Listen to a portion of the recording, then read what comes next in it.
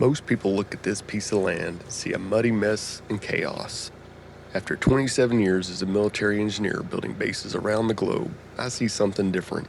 I see a series of complex, synchronized systems waiting to be engineered and balanced to work more efficiently. My name is Steve, and I'm on a 5-year mission. By the time I retire from my 9 to 5, this won't just be a farm. It'll be a fully sustainable ecosystem designed for generations. But here's the deal. I'm not just going to show you how we build it, I'm going to explain why it works. The physics, the chemistry, the biology, and the hydrology behind the choices. The goal? To automate and stabilize this land so I can focus on my ultimate project, the North American Trout Slam. That's catching all the species, subspecies, and native variants of trout in North America. But to get there, we have to master this mud first. I'm bringing a tactical toolkit to this mountain. Between my experience as a licensed HVAC contractor and my professional career as a limnologist, ichthyologist, and hydrologist, I've learned that systematic root cause analysis is the difference between success and failure. Whether it's my time in the military, my time as a professor at a local university, or as a high school track coach, it's all coalescing here. That mindset extends to my fleet, like the Silverado Bison. I don't just use it for the commute. It's a piece of tactical equipment tested in real-life recovery and haul scenarios most people only see in brochures.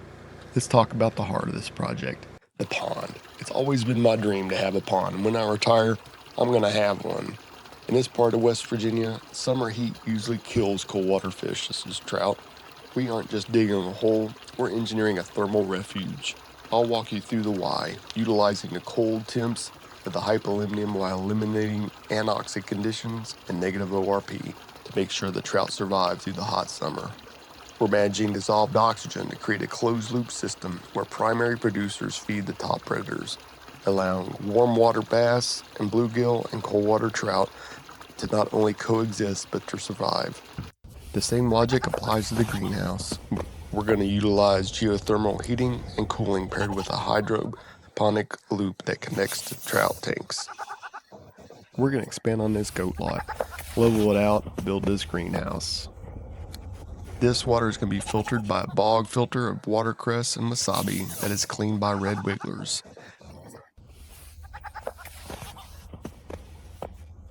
It's a lesson in patience and physics. My wife gets her greenhouse, I get her buy-in, and the trout get a perfect start before they hit the pond or my plate. Looking at the forest, tapping into the seasonal rhythm of these hills with our maple syrup production. It's about taking what the land gives and refining it. If we kind of look for some scars on this one too, you can tell that's where I tapped it at one time. Very hard to see after a couple years. You can't even tell where they've been tapped, so it doesn't hurt the trees. Sustainability isn't just high-tech science, it's about infrastructure. Right now, the priority is updating the barn into a multi-use hub, a workspace for engineering side, a clean space for milking, and ergonomic animal stalls. This is the nerve center of the farm. When they built this barn, they didn't put a floor in it, so we've got to level the inside out, put some plastic down, and put some gravel over it to get the moisture out of there. The heavy lifting happens on the ridge. We're fighting an invasive species problem where autumn olive and multiflora rose are choking out the pasture.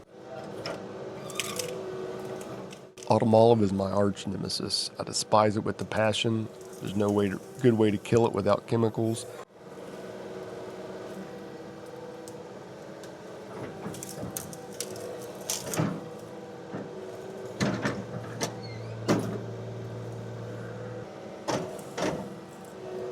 The excavator is a great way to get rid of this autumn olive. It just takes a second to dig it up by the roots. You don't have to worry about it coming back. You can spend days cutting down autumn olive, and if you don't treat the roots with the herbicide, it just comes right back. And that's what happens on this farm. We tried pushing some over, but we just couldn't do it with the tractor. This excavator will allow us to clear large sections of our pasture field that's been taken over time by autumn olive and multiflora rose. I'm not the best equipment operator, but I've got plenty of time to get good at it. A lot to learn. I've operated a lot of different types of equipment over the years, but never really for a long time to where I got really good at it. Can't wait for this opportunity to use this thing and get efficient at it. We'll start with the small projects, digging out this automotive, building that greenhouse before we start on them roads. Those roads are going to be a whole lot more tricky.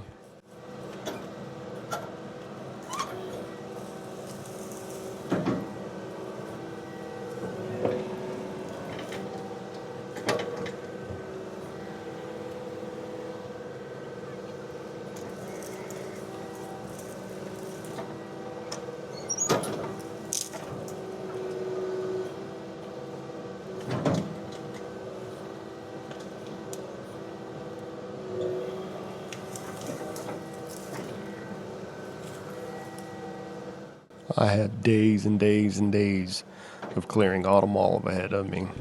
This stuff is everywhere.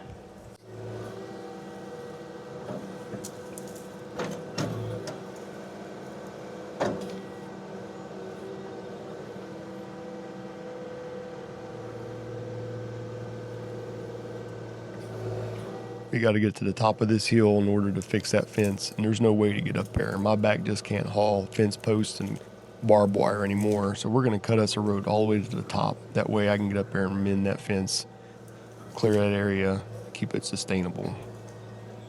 I spend all winter, it seems like, fixing fence. I need to get it to where it takes care of itself.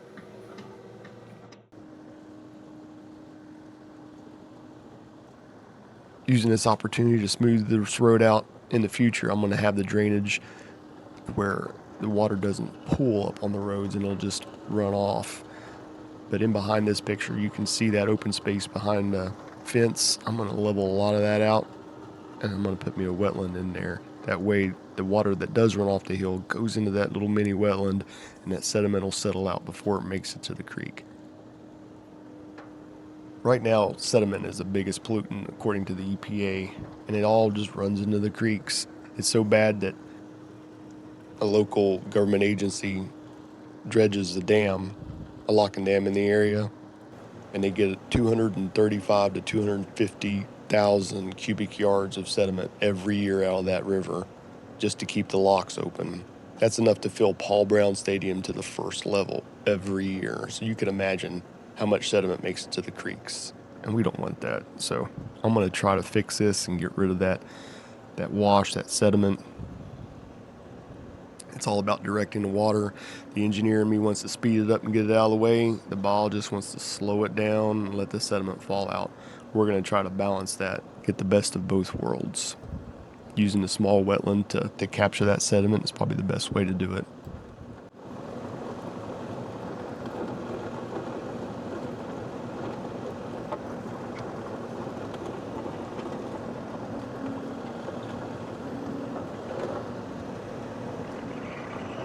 So this is a road to the top of our pasture. Doesn't show how steep it is in this video, but this is a pretty steep road. And it goes all the way to the top. It's all rutted out. I need to use that excavator to level this out a little bit, get rid of them ruts, widen it. I got a lot of trees to move, a lot of dirt to move, but that's going to be a huge project. At the top is a nice level pasture field that I'm going to clear, put some cows and maybe a small barn.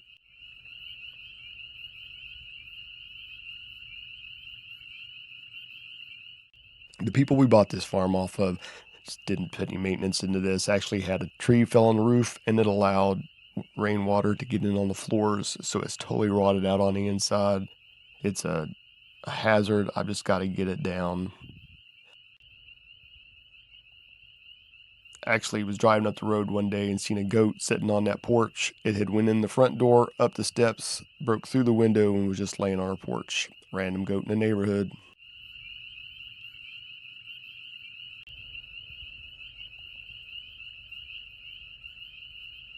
We're going to separate all the non-burnable stuff, take it to the dump. Anything that the logs and stuff we're going to burn. Still trying to decide what I'm going to do with that huge rock chimney or that big concrete porch.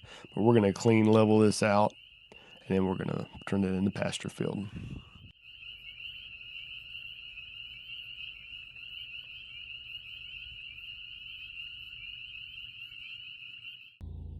My neighbor gave me some hay, so I've been going up there and getting it.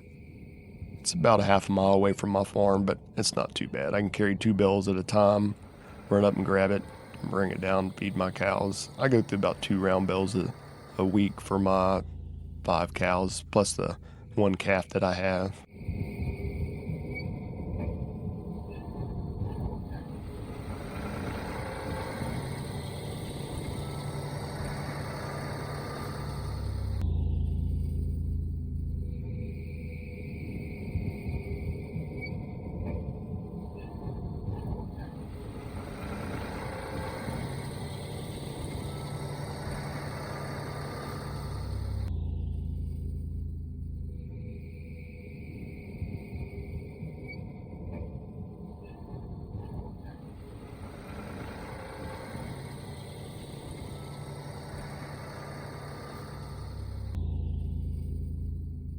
Mud. I'm so tired of mud. West Virginia actually has 5 seasons. We have summer, fall, winter, mud, then spring.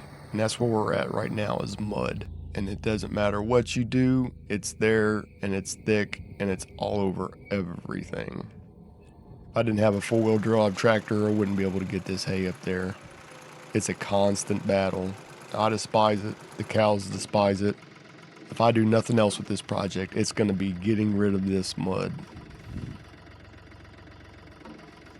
That's Arlo. That's our free Martin cow. Got her in an auction. I think that she was a twin. When you have twins, one's a male, one's a female, the female comes out sterile, and she's about 3 years old and hasn't had a calf yet, and all my other cows have. So it's unfortunate. We've got attached to her, but she's gonna have to be sold. She's too big to be a pet. A lot of good soil here for the garden. Once the cows quit using this area, we'll scoop up a lot of this, put it on the garden, then I'll spread it back drag it, and then work the hydrology to keep the water out of this area. And next year I'll have a better place to put my hay, one where the cows don't have to wade through a foot of mud to get there to eat.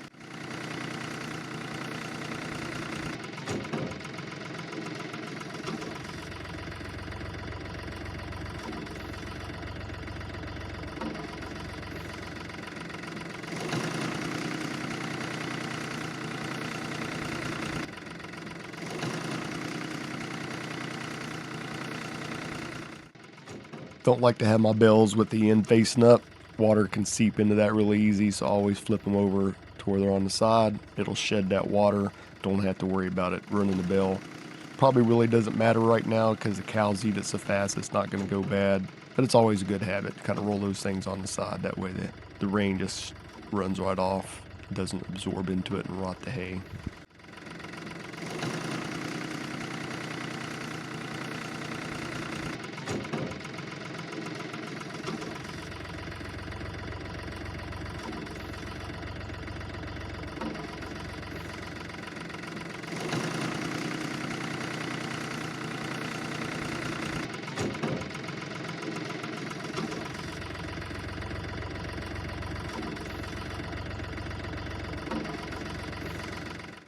Didn't think I was going to make it here. Started sliding.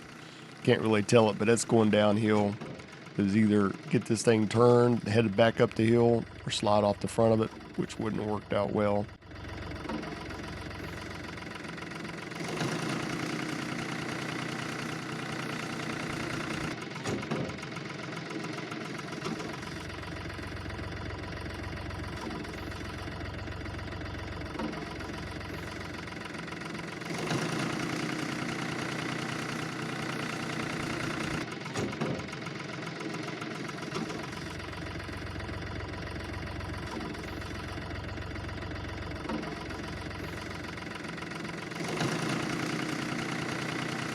This was my first cow.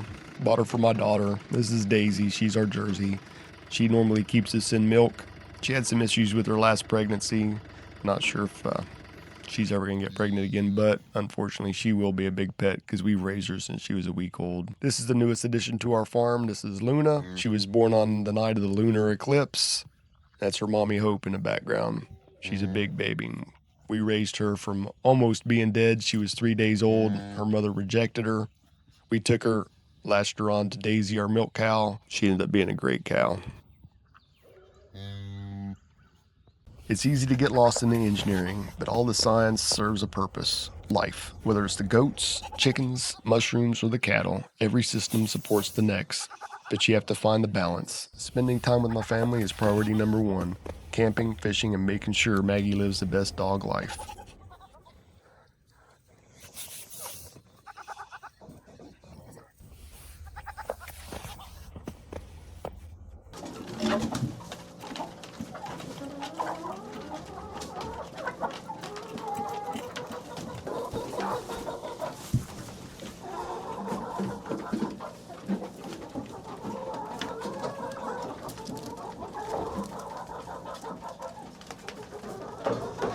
On this channel, we aren't just fixing things, we're analyzing why they failed in the first place. We focus heavily on preventive maintenance.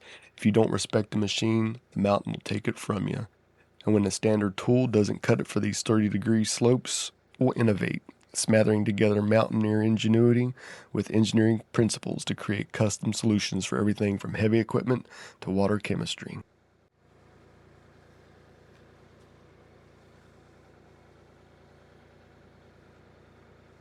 Using the KX40, we're going to apply principles of hydrology and landshaping to cut new roads into these steep angles, increasing available pasture without creating erosion. But I'm not going to tell you everything's going to go perfect. Plans fail, hydrology is predictable on paper, but unpredictable in the dirt. When we hit a spring we didn't account for or line blows, I'll show you how we pivot. Overcoming these challenges isn't a distraction from the mission, it is the mission. We work hard so we can afford the time to be intentional. It's not just about the output of the farm, it's about the quality of life we build on it. It's not all work, there's fun stuff in between. I'm not a fan of shortcuts, and I'm not here to pretend everything goes perfect. I'm here to show you the science, the trial, the error behind Happy Homestead Acres. If you're interested in the intersection of heavy equipment, environmental science, and true self-sufficiency, I'd love to have you along for the next 5 years. Let's get to work.